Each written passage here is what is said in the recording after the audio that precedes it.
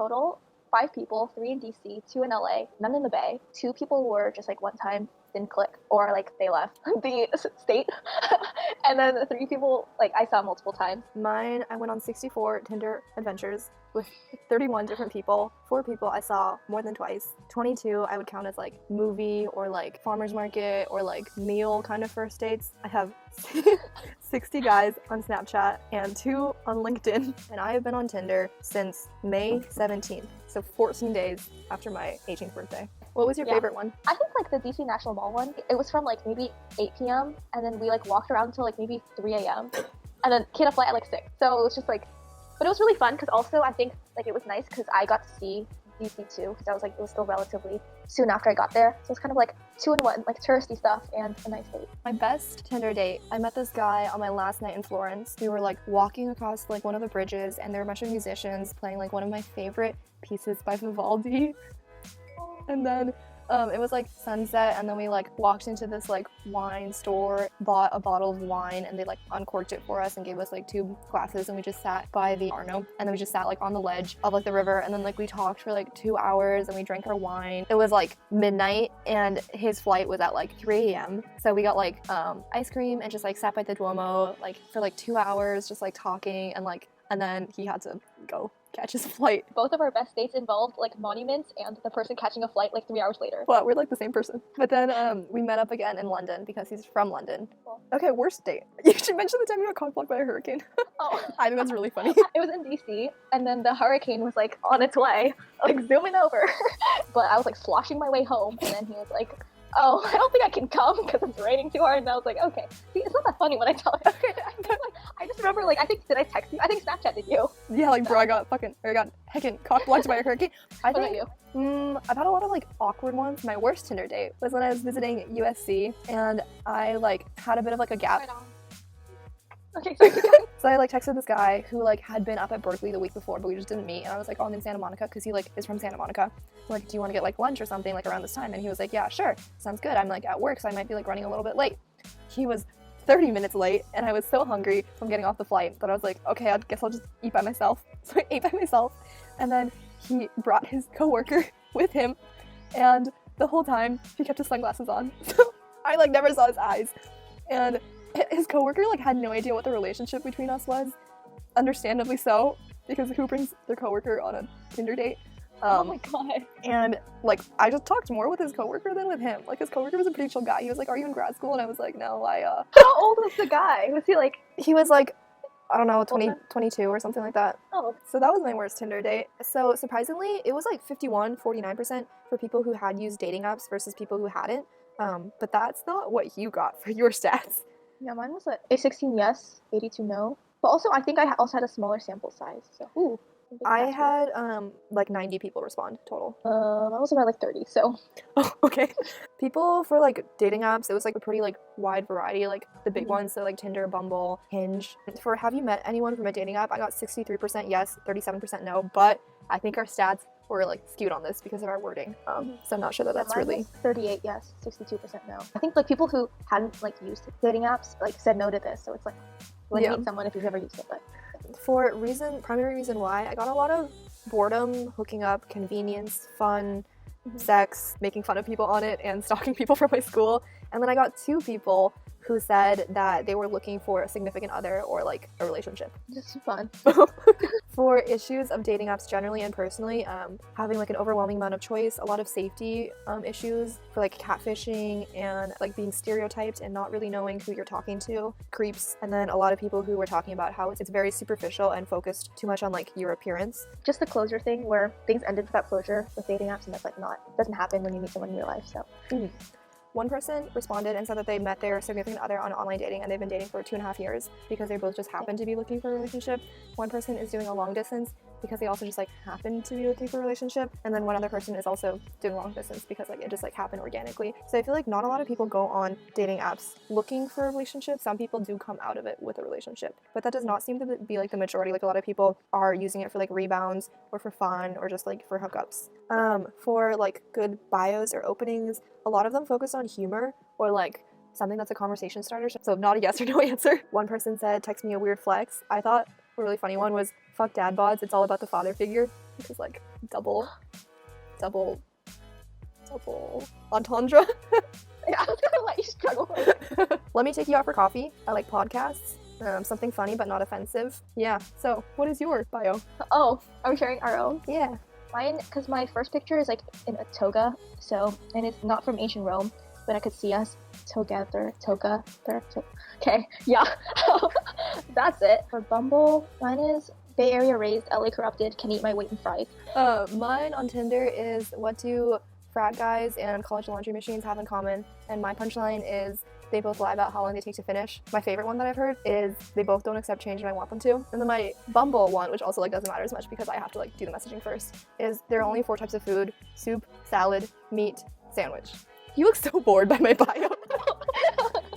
I am taking a class that's required, mass communication research, and the teacher picks like a client that you like do your research for. So this semester it's online dating, which I didn't know when I like took the required class, but I had to write a 10-page background research paper on it last week. So I'm like full of like really fun facts. Basically, Tinder, Hinge, and Match are all owned by Match Group. If you look at like the marketing that they do kind of like push the different audiences. So Tinder is very much geared towards the 18 to 24 age group, and their whole like kind of like message is that they want to like help people like experience like the most of like their single life. Like I think like their like tagline or whatever is something like experience your single journey. So it's all about like the amazing experiences you can have while you're single. Well, they're not like discouraging, but their primary focus is not helping people find relationships. So there's this one ad that they have where it's this woman who like is from the States presumably, and she's traveling to like London, Paris, and Istanbul, and like throughout the whole thing she's having like amazing experiences, having like amazing food, and also meeting amazing guys along the way. The assumption is that she's from the States, these guys are from Europe. It's not going to be a long-term relationship. Like it might be like a fun time in Europe, but like she comes back to her real life in America, and like Tinder is just like some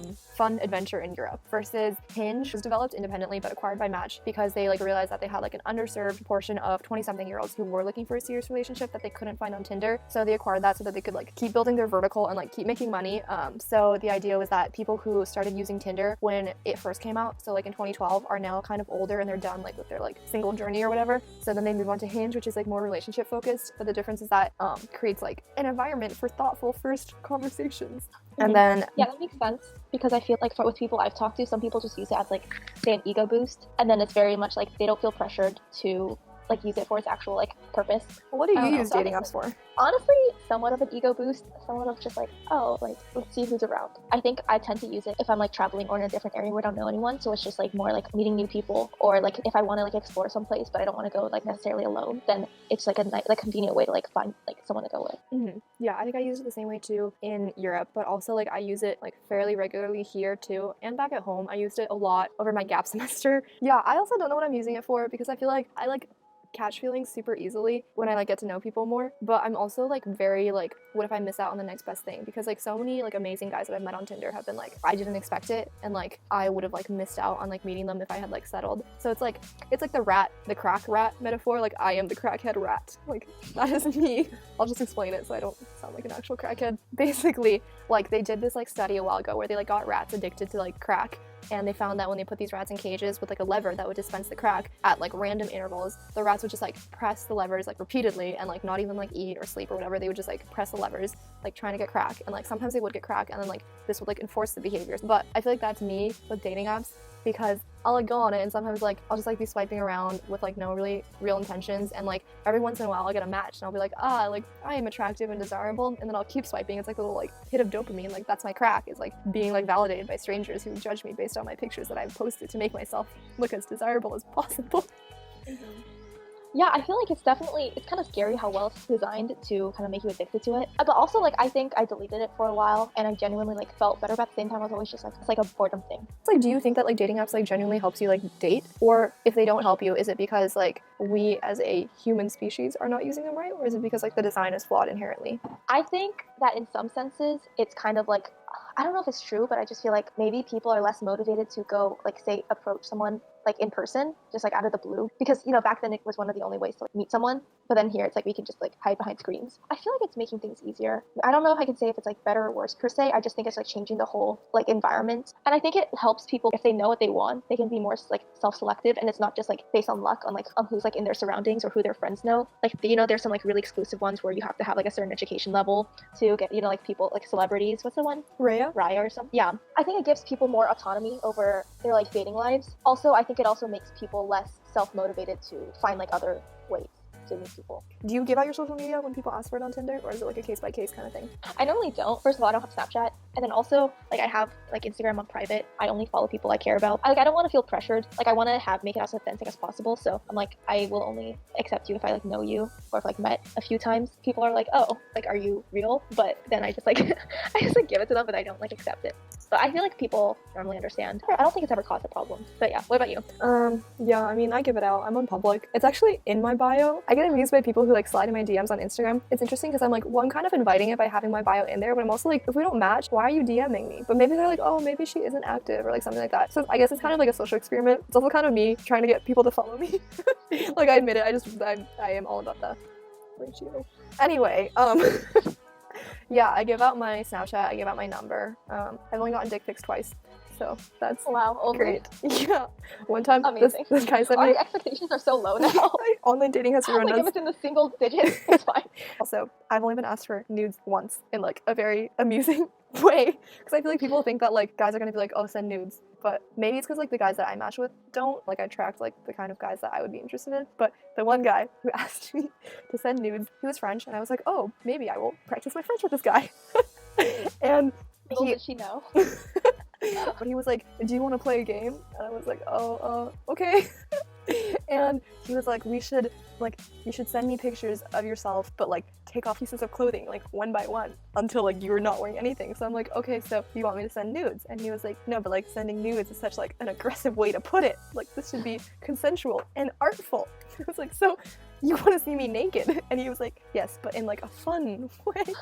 And I just literally was like, no merci, and I put a little baguette, and he was like, anyways. It's like the modern day version of painting like one of your French girls, but like not as classy. Yeah, I mean, he was like cute, and I got to like practice my French. Oh, well, how do you feel about online dating now? Like, are you still like using it? Okay, I deleted it, re-downloaded briefly, deleted again. I feel like I've kind of broken through that like whole like addictive like cycle, because I think also because I've been so busy that I'm like just haven't really been social, and I like don't have time to balance like new people in my life. I don't foresee myself really leaving in the future, because I feel like, I don't know, maybe I'm just like too like traditionalist. I'm like, I need someone organically, but that's like ideal, but also like maybe now it's not like very realistic, but who knows. Yeah, what about you? I'm still on online dating. I don't know. I'm like, I've literally gone on like 65 outings with people, and like, where has it gotten me? But then also at the same time, I'm like, I've met so many amazing people and had so many like amazing experiences and conversations with people that I wouldn't have met otherwise. I think it's like a net good, but also at the same time, I'm like, sometimes I'm like really frustrated with it, because I feel like personally a lot of my experiences have ended without closure, which like one of your followers said was like an issue, which like I definitely relate to, because like when you're meeting someone on online dating, most of the time you have no like connection to them, so you have no like social obligation to like treat them well, basically. So that's kind of like an unfortunate side effect of it. But I'm also like, technology has given us like this great tool to like meet new people, and I feel like personally I would rather go out there and be vulnerable and like feel feelings fully every time I meet someone, instead of like trying to be like protective of like my heart. Oh, that was so John Green. I'm gonna backspace. Trying to be protective of my emotions and like your heart, Angela? Stop. Trying to be protective of my emotions and like being on guard and being like, well, I don't want to like get myself hurt, because like I don't want to be like 45 and like sad and married and be like, well, what if I had like told that like guy how I sad and married. Yes. Okay. Really looking forward to the future. No, I meant like you know how like in movies they're always like flashing back and they're like, oh, like what if I had like chased after this guy, and like I just don't want to have like any what ifs. So I feel like personally I would rather have the ball be in their court, even if that means that I get hurt a lot. Oh, you're more courageous than I am. I just feel like there's just so many people like in the world, and people meet by chance, and people did before, and people still do now. I don't know, let's go into the New York Times love section and see how people met. And it was like, huh, interesting. So yes, there's always that like kind of FOMO. Like I just feel like if it's meant to be, then like by like deleting an app, you won't miss on the one.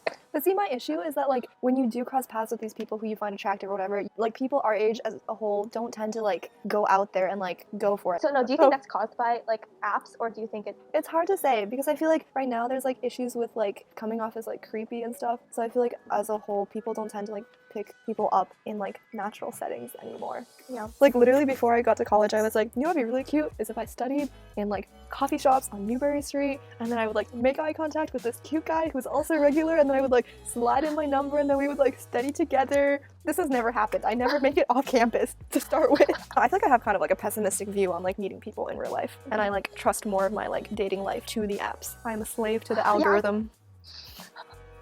No, I think it's definitely like it's easier. I feel like it kind of, I don't want to say it makes us lazy, but I feel like it's because it makes it so convenient that we don't want to put in the effort anymore. It's like, why get rejected in person when you could just, you know, it hurts more than if you got rejected like online. So I feel like it makes it like the whole experience less real, I guess. Like feels kind of artificial. Like it's easy to not take it as like seriously, or if it's like people are more willing to like put themselves out there because it's like doesn't feel like a real rejection. I feel that. But I do think that there's still an element of chance and like luck, because like with everything there are like thresholds that have to be crossed. So like with online dating, like first you both have to swipe, one of you has to match, you have to like have like a good enough conversation for one of you to initiate, and then you have to like plan the meeting, and then you have to show up to the meeting, and then you have to like click in person. So that's like 7 steps. Yes, 7 steps to Congrats. Thank you. Angelina. 19, can't count. Yeah, that's like 7 steps to having a successful first date. So like that's like luck too, and like you have to find each other in the algorithm. I feel like maybe because I don't approach it with like a serious mindset, and it's more just like a fun thing for me, that honestly in the future I just feel like more people will become dependent on this, and I feel like this will definitely be like primary way people meet each other. Like I feel like there's no way people are just going to all of a sudden all be like, nope, we're going to just go back to the old ways, which is like not to say that the traditional ways were better, but it's kind of just like how will this change this whole like dating like sphere. Dating apps are very much like a tool that some people just don't use for its intended purpose. It's like when you like use calculators to type boobs instead of like calculating things. Oh, I was gonna ask, would you ever date someone from an online dating app, or do you think there's like a stigma around that? Or like if you did, would you tell people that you met from a dating app? I'd definitely be open to if I meet like a person I genuinely like. I think before I used to have more of a stigma, and I'm always like, oh, you know, I prefer to be like, oh, you know, what you said, like we were at a coffee shop and we both lifted our heads and our eyes met from across the room. But like honestly now I feel like it's so normal that like, especially I think with like the more serious ones like Hinge, it's kind of like made for that. It's like I wouldn't be opposed to it, and I feel like that there's only going to be less of a stigma as time goes on. Like yeah, it has a bad reputation, but it really is just another way to meet someone. And since we get like more into like the digital age, like of course it's natural to meet people online. Have any of the guys that you've met, would you date them? I don't know. I think some of it was like I was gonna leave in a few months anyway, so it was like I never went in with the expectations of doing, because I was like, I'm not gonna do anything long distance. I mean, they were all good people, liked their company. I guess maybe I just didn't really think about it because that wasn't an expectation of mine. I normally keep like a very set goal in mind. I think for these things, because I know it's like I catch feelings easily, I was like very careful not to, because I was like, if I do, I will suffer when I leave. Yeah. What about you? I feel like I'm like the opposite of you in my philosophy, because I'm like, I would rather just like put it all out there than like protect myself. But that also comes with a very high cost of catching feelings super easily and not getting closure and just generally like being hurt on dating apps. But I am a crack rat. We're on like two ends of the spectrum. I think I'm like overly careful. I think that's like a personal flaw. I'm too careful with it, and maybe that's why I've been like approaching this with like I'm not in this for anything serious, because I'm like scared that if I like wish for too much, then I'll just get disappointed. If I'm just like, if I convince myself that it's just like casual, then I'm like, I won't get my feelings hurt, and I haven't, which is like kind of a good thing, I guess. But at the same time, I'm like, am I also barring myself from like a potentially really good opportunity? Look, my earrings. Oh, amazing! I've never seen those before. Tinder Put a messages. picture here. Wait. Here. Wait, I don't know what I'm saying.